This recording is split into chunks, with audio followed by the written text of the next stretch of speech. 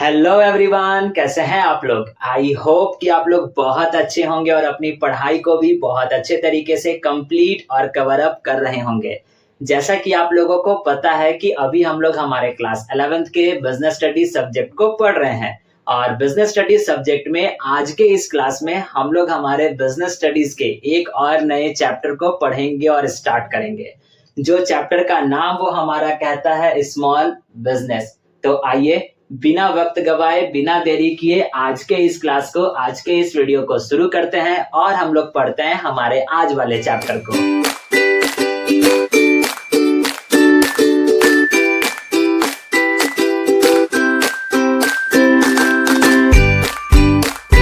जैसा कि मैंने अभी आपको बताया कि आज के इस क्लास में हम लोग हमारे बिजनेस स्टडीज सब्जेक्ट के एक और नए चैप्टर को पढ़ेंगे और स्टार्ट करेंगे।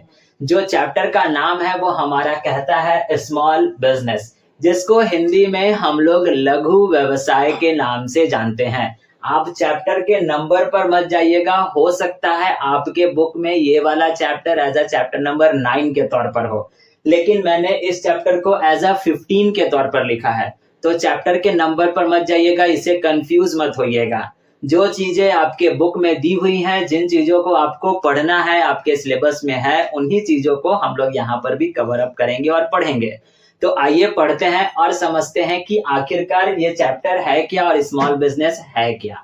सो बेसिकली शुरुआत से शुरू करते हैं और हम लोग पढ़ते हैं कि आखिरकार इस चैप्टर में हम लोगों को किन किन चीजों के बारे में पढ़ना है और समझना है। तो आपको चैप्टर के नाम से ही समझ में आ रहा होगा, चैप्टर का नाम ही हमारा कहता है स्मॉल, जिसको हम लोग हिंदी में कहते हैं लघु, और बिजनेस, जिसको हिंदी में हम लोग कहते हैं व्यवसाय। तो इसका मतलब हो गया क्या, लघु व्यवसाय। यानी इस चैप्टर में हम लोगों को लघु व्यवसाय के बारे में पढ़ना है और समझना है। तो आइए सबसे पहले हम लोग यही पढ़ लेते हैं और समझ लेते हैं कि आखिरकार स्मॉल बिजनेस है क्या, इसका डेफिनेशन क्या होता है। तो आपको मैं डेफिनेशन बताने से पहले एक बात आपको मैं बताना चाहूंगा कि इस स्मॉल बिजनेस के बहुत सारे डेफिनेशन होते हैं। हो सकता है आपके बुक में कोई और डेफिनेशन लिखा हो और मैंने अपने बोर्ड पर कुछ और डेफिनेशन लिखा है। तो बहुत सारे डेफिनेशन है, डेफिनेशन को हम साइड रखते हैं, बेसिकली हमको इसके मीनिंग को समझना है।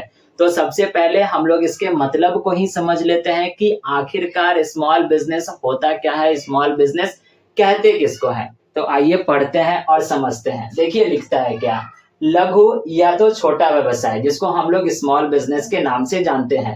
तो लघु व्यवसाय वैसा व्यवसाय होता है जिसका स्वामित्व यानी जिसका ओनरशिप और जिसकी मैनेजमेंट स्वतंत्र होती है, इंडिपेंडेंट होती है। यानी कि स्मॉल बिजनेस की जो भी ओनरशिप होगी, जो भी मैनेजमेंट होगी, वो इंडिपेंडेंट होगी, किसी और पर ये बिजनेस जो है वो डिपेंडेंट नहीं होता है। और जिसमें पूंजी यानी कैपिटल, उसके बाद इसमें निवेश यानी इन्वेस्टमेंट, और उसके बाद कर्मचारी यानी कि वर्कर की संख्या जो है वो कम होती है। तो इस तरीके के बिजनेस को हम लोग स्मॉल बिजनेस के नाम से जानते हैं और कहते हैं। बेसिकली स्मॉल बिजनेस कहते किसको है, तो स्मॉल बिजनेस हम लोग वैसे बिजनेस को कहते हैं जिसकी ओनरशिप, जिसकी मैनेजमेंट इंडिपेंडेंट होती है, स्वतंत्र होती है, और जिस बिजनेस में वर्क यानी कर्मचारी, वर्कर्स, उसके बाद इन्वेस्टमेंट यानी निवेश, और उसके बाद पूंजी यानी कैपिटल की अमाउंट, मात्रा या संख्या जो है वो कम होती है। तो इस तरीके के बिजनेस को हम लोग स्मॉल बिजनेस के नाम से जानते हैं और कहते हैं। ठीक, आई होप सो कि अब आपको स्मॉल बिजनेस का मतलब अच्छे तरीके से समझ में आ गया होगा। अब आगे पढ़ते हैं। अब आगे यहाँ पर कहता क्या है, in a country like India small business are considered the backbone of the economy. कहता क्या है कि भारत जैसे देश में स्मॉल बिजनेस जो है वो भारत के इकोनॉमी की बैकबोन कही गई है।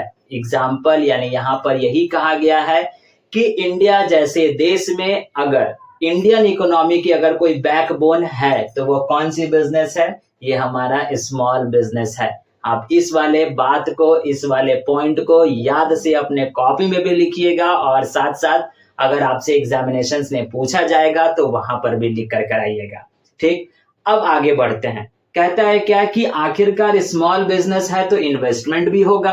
तो कितने अमाउंट तक इन्वेस्टमेंट होगा। देखिए यहाँ पर लिखता है investment in plants and machinery और equipment does not exceed than 10 crore.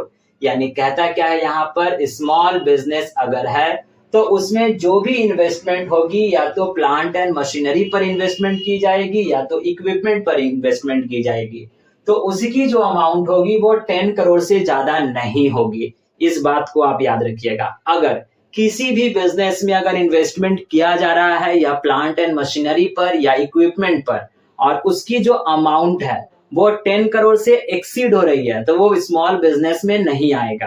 पहले ये वाला अमाउंट जो है वो 25 लाख रुपीस था, उसके बाद इसको 1 करोड़ किया गया, अब उसके बाद अब जो है अपडेट जो है वो हमारे पास 10 करोड़ तक का आया है। नेक्स्ट कहता क्या है कि जब ये लोग इन्वेस्टमेंट करेंगे तो इनका टर्नओवर भी होगा।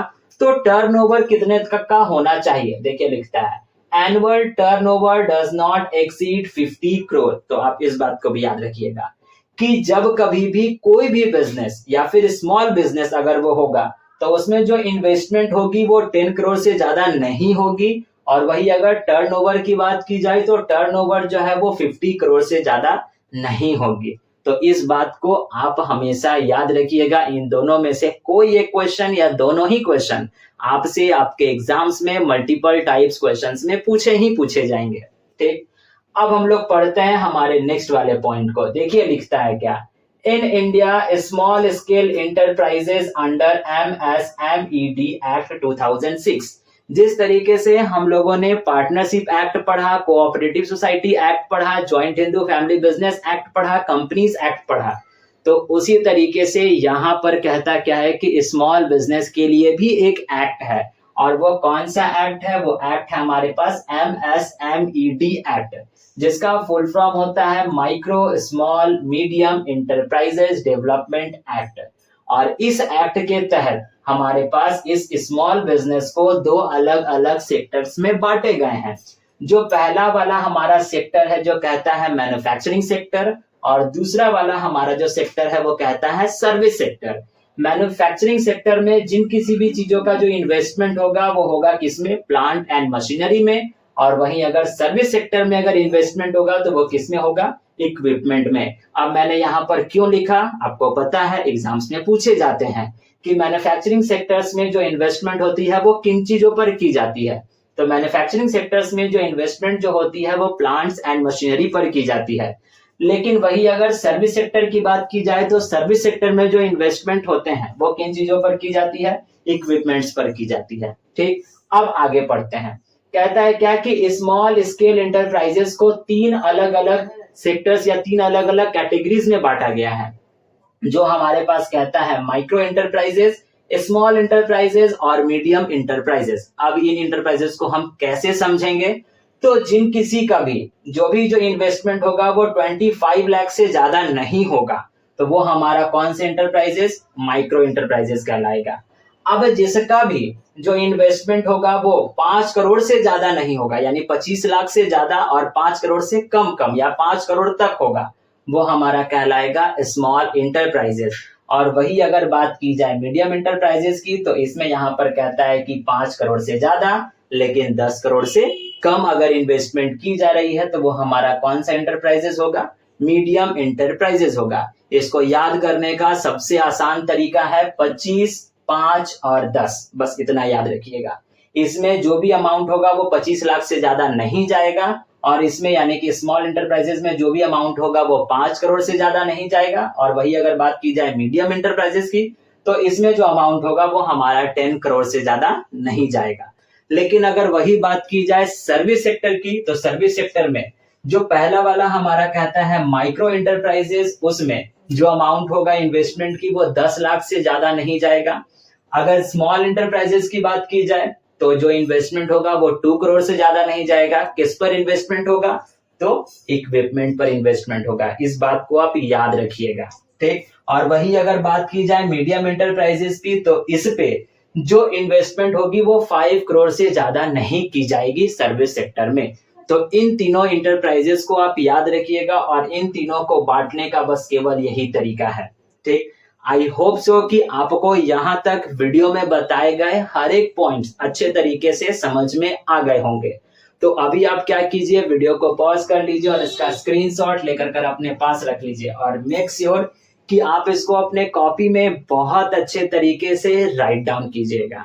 ठीक है, तो अगर आप वीडियो को यहाँ तक देखे हो और ये सारे के सारे पॉइंट्स, सारे के सारे टॉपिक्स आपको अच्छे तरीके से समझ में आ गए हैं, तब आप क्या कीजिएगा, आपको पता है वीडियो को अगर यहाँ तक देखे हो, ये सारे के सारे पॉइंट्स आपको अच्छे तरीके से समझ में आ गए हैं, तो वीडियो को लाइक करके जाइएगा और अगर चैनल पर नए होंगे तो चैनल को सब्सक्राइब भी कर लीजिएगा और अपने फ्रेंड्स के साथ शेयर भी करते जाइएगा और लास्ट जाते जाते एक प्यारा सा कमेंट भी करते जाइएगा।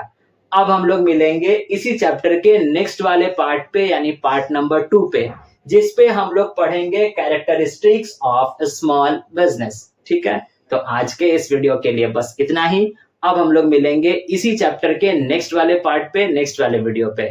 तब तक के लिए आप अपना ख्याल रखिएगा, ध्यान रखिएगा। Thank you and bye bye.